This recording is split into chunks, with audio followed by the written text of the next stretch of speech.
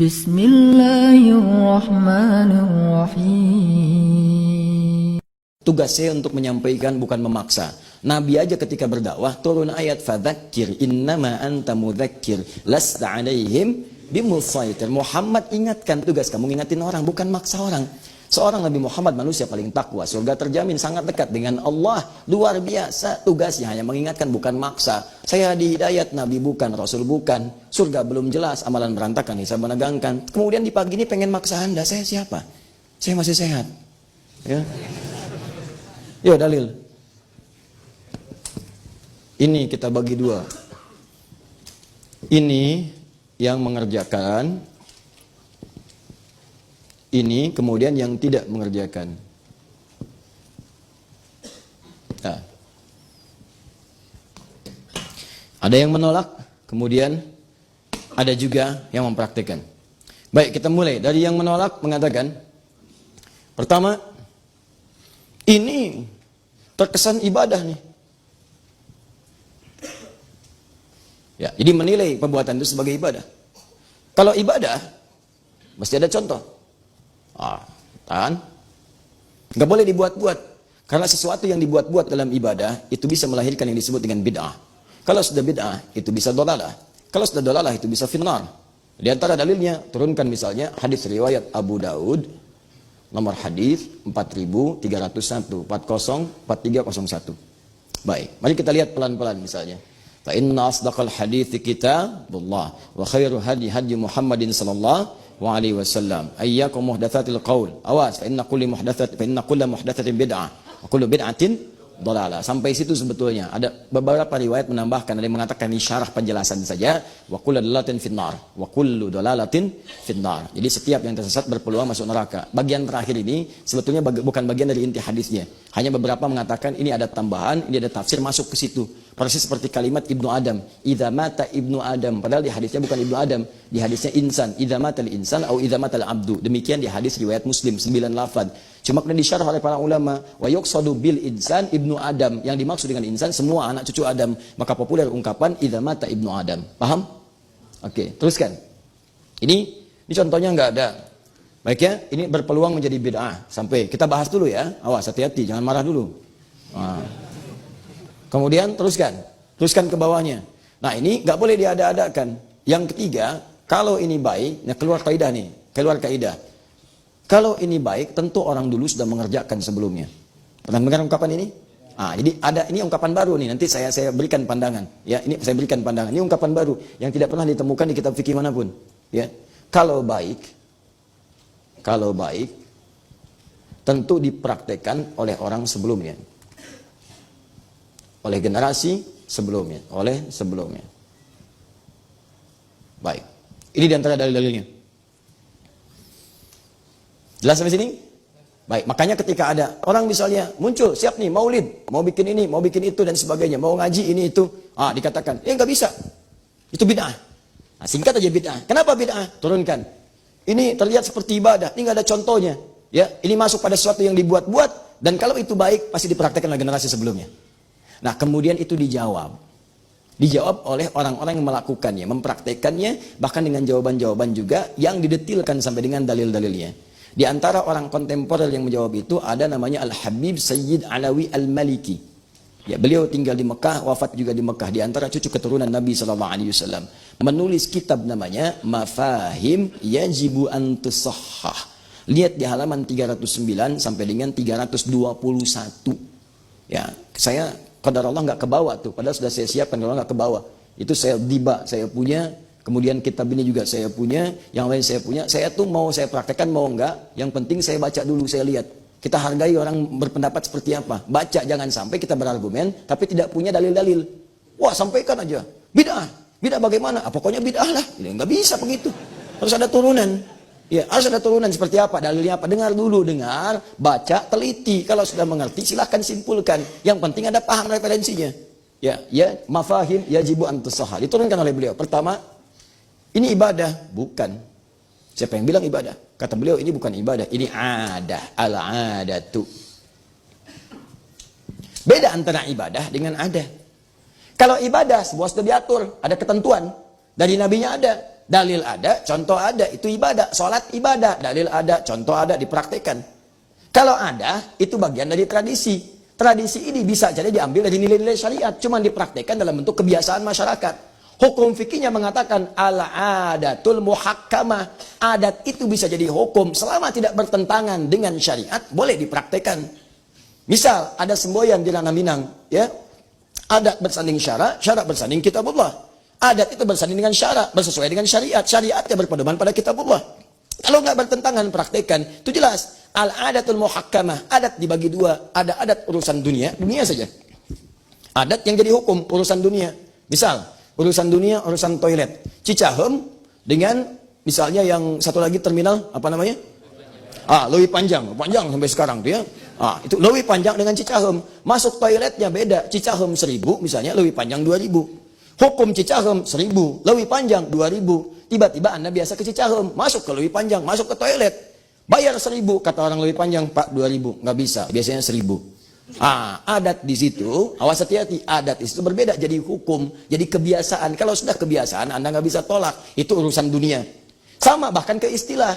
Di sini pisang itu pisang, gedang itu pepaya. Awas, masuk ke Jawa, gedang itu pisang. Awas, jangan itu sayur. Silakan. Oh, monggo niki, ini nasine loh ya. Niki jangan dimakan. Niki jangan dimakan. Nasi aja dimakan, sayurnya enggak. Kenapa niki jangan dimakan? Kan jangan tuh sayur. Ya. Paham? Itu adat namanya.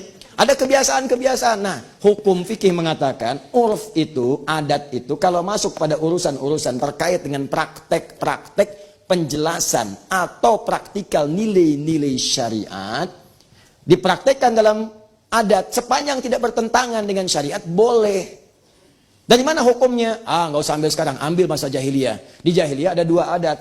Adat pertama misal saat tawaf. Tawafnya apa? Buka pakaian semua. Tawaf sambil tepuk tangan, sambil siul-siul. Itu nggak usah dipraktekkan.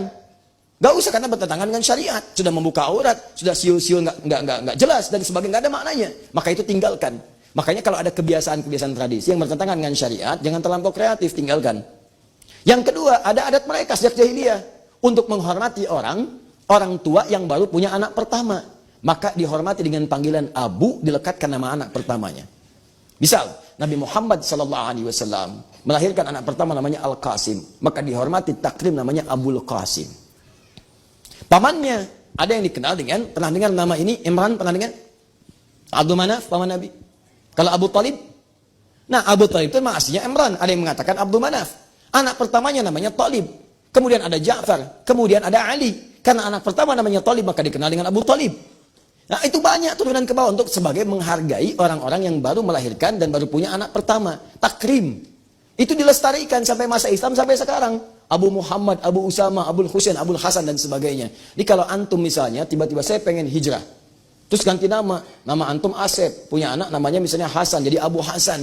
Ini bukan menunjukkan Anda Islami, bukan. Itu dari tradisi sejak masa jahiliyah. Jangankan Anda, Abu Lahab juga begitu, Abu Jahal juga begitu, dan yang lainnya. Itu tradisi sejak zaman dulu, cuman diabadikan, dilestarikan masa Islam karena punya nilai-nilai baik. Itu yang disebut adat tidak bertentangan dengan syariat. Paham? Awas, saya belum bicara pilihan, tugas saya menjelaskan dengan objektif, jangan menutup-tutupi. Sampaikan ini pilihan itu belakangan. Jelas? Jadi paham ya? Jadi ini adatnya, adat nih bukan ibadah. Kalau ibadah itu ada teknisnya, ada macam-macamnya, ada aturannya. Kami ini kumpul seperti antum kumpul. Antum kumpul itu pengajian. Yang dibahas Nabi, kami juga pengajian. Yang dibahas ini. Yang dibahas ini, kumpulannya seperti ini. Kita cuma tradisi seperti antum tradisi. Tradisi kumpul taklim, tradisi kumpul ini. Tapi kan gak ada contohnya dari Nabi. Ini yang jadi masalah. Apa antum juga ada contohnya? Taklimnya khusus hari Ahad subuh. Apa ada contohnya taklimnya khusus malam Jumat? Apa ada contohnya taklimnya khusus di Sabtu subuh? Gak ada zaman Nabi dikhususkan taklim di Sabtu subuh. Gak ada zaman Nabi dikhususkan taklim di Ahad subuh. Tapi kan ini, tapi kan itu, tapi ya kan itu kan tapi. Semua persoalan butuh dalil. Perhatikan baik-baik. Kalau urusan ibadah itu telah kita bahas. Ada dalil, ada contoh. Ada dalil, contoh sementara. Ada dalil, contoh nggak ada. Tidak setiap yang nggak ada contoh tidak boleh dilakukan kalau ada dalilnya. Nah ini bukan urusan ibadah, tapi ada dalil. Apa dalilnya? Untuk mengikuti membahas tuntunan Nabi. Quran surah ke-33 ayat 21, Quran surah ketiga ayat ke-31, Quran ke-9, bahkan dari ayat ke-124 sampai dengan ayat terakhirnya. Teman-teman sekalian, itu menunjukkan kemuliaan Nabi dipraktekkan dalam bentuk pertemuan-pertemuan membahas tentang Nabi. Isinya ada yang taklim, isinya ada yang pujian, isinya ada yang doa. Sama dengan antum kumpul bahas sirah, yang dibahas tentang Nabi, yang dibahas kehidupan Nabi, istri Nabi dan sebagainya. Cuma waktunya kemudian ditetapkan oleh mereka. Kapan waktunya? Yang paling afdol pas bersamaan dengan lahirnya. Kenapa bersamaan dengan itu? Karena orang mulai ingat, banyak ingat. Kalau banyak ingat, banyak mudah menghadirkan nilai-nilainya. Sama dengan begini, kapan kelahiran negara Indonesia? 17 Agustus. Ya, bulannya Agustus, tahunnya 1945. Itu bahasa Arabnya milad. Milad. Milad Muhammadiyah 18 November, sebentar lagi tuh. Tahun 1912, 18 November. Miladnya NU 31 Januari 1926. Dan sebagainya. Coba cek, negara memperingati miladnya. Disampaikan setiap 17 Agustus tuh. Bahkan hal-hal yang tidak terkait langsung pun ada. Apa misalnya? Panjat pinang. Ayo, siram sama minyak, naik lagi, merosot lagi. Kenapa sih Pak mesti bikin itu? Menanamkan nilai perjuangan. Berjuang untuk mendapatkan yang di atas, naik turun lagi. Ayo semua dicari, dijelaskan. Tapi intinya ingin menanamkan nilai-nilai yang dulu pernah terjadi di masa-masa kekinian. Kapan waktu yang paling tepat? Ketika momentumnya tiba. Saya belum pernah mendengar ada mengatakan, tuh milad kemerdekaan bid'ah. Ayo kalau berani. Paham di sini? Jadi konteksnya ini adalah masuk kepada wilayah adat. Kalau adat kemudian, ini contohnya bagaimana berlaku kalau urusan ibadah, pasti jelas. Ada contoh, ada dalil. Bahkan ada ibadah yang contohnya belum ada atau bahkan tidak ada, dalilnya ada. Sudah kita bahas. Seperti zakat, seperti macam-macam dan sebagainya. Contoh lagi, yang lainnya apa? Mushaf. Mushaf itu zaman Nabi nggak ada. Yang ada tulisan ada yang batu, ada yang tulang-tulang sudah mengering. Ya, ada yang pelepah pohon dan sebagainya. Apakah Anda mau menyebut mushaf itu bid'ah? Tidak.